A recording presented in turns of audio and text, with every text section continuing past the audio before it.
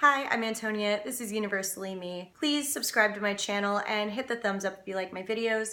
Also, please check out my Patreon, which I have linked below and also at the end of this video. From 1869 to 1870, Jules Verne created a serial that became the science fiction classic 20,000 Leagues Under the Sea. It's probably his best known work, along with Around the World in 80 Days and Journey to the Center of the Earth. Now, to be 100% honest, I have not yet read 20,000 Leagues Under the Sea, so if you're watching this hoping for an in-depth analysis on the book, I will not be able to provide you with that. However, I will talk about the film, which was made by Universal in 1916, and then I will be able to show you that, so at least there's that.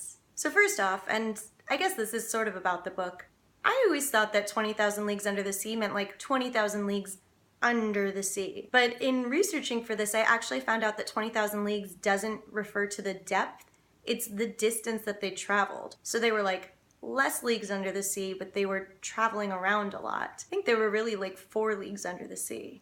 The film was released Christmas Eve 1916 by Universal Pictures, and this was really in the time when Universal was still establishing itself. It was based off of Jules Verne's 20,000 Leagues Under the Sea, but also another work by him called The Mysterious Island. This film was pretty exciting when it came out for a few reasons. One is that this was the first film shot underwater, and they didn't use underwater cameras to do this, but actually an invention called the photosphere, which was essentially watertight tubes that extended like an accordion that used mirrors to help shoot in shallow sunlit waters. And this invention was created by 2 brothers, Ernest and George Williamson. Their invention, which was connected to a boat that would float on the surface, had been used prior to this movie in order to shoot boys diving for coins underwater, and also apparently a man who attacked a shark with a knife. What was super interesting too is that the Williamson brothers were promoting this as an invention that would also allow them to explore where the Titanic had sunk and find the treasures that were buried with the ship. Because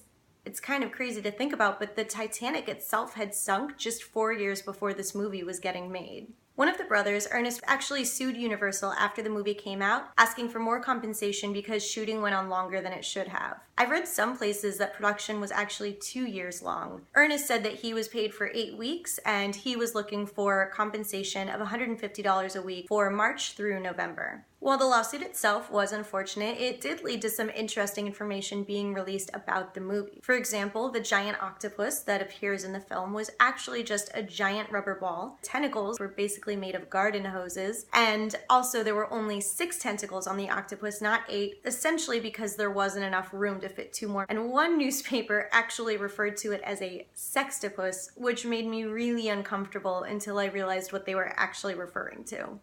IMDb says the octopus was named Fatima. Also questionable.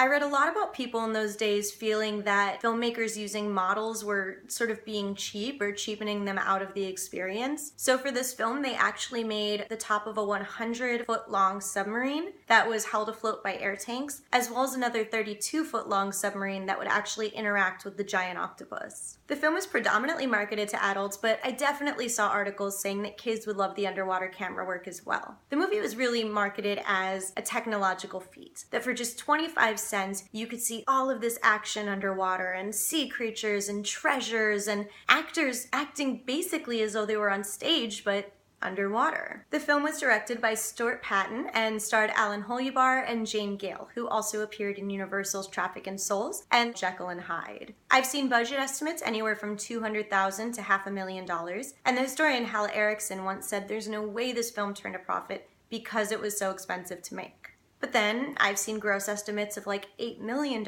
so I just can't answer that one for you. I would say this is definitely a film to watch. One, because it's 101 years old, and that's pretty cool in itself, but also because it utilizes all this new technology for the first time, and that definitely makes it significant and exciting. So I'm gonna upload the movie on my channel. I would love to know what you think of it in the comments. Please follow me on Twitter and Instagram at Antonia Carlotta, and check out my Patreon to support my work. Thanks. Bye.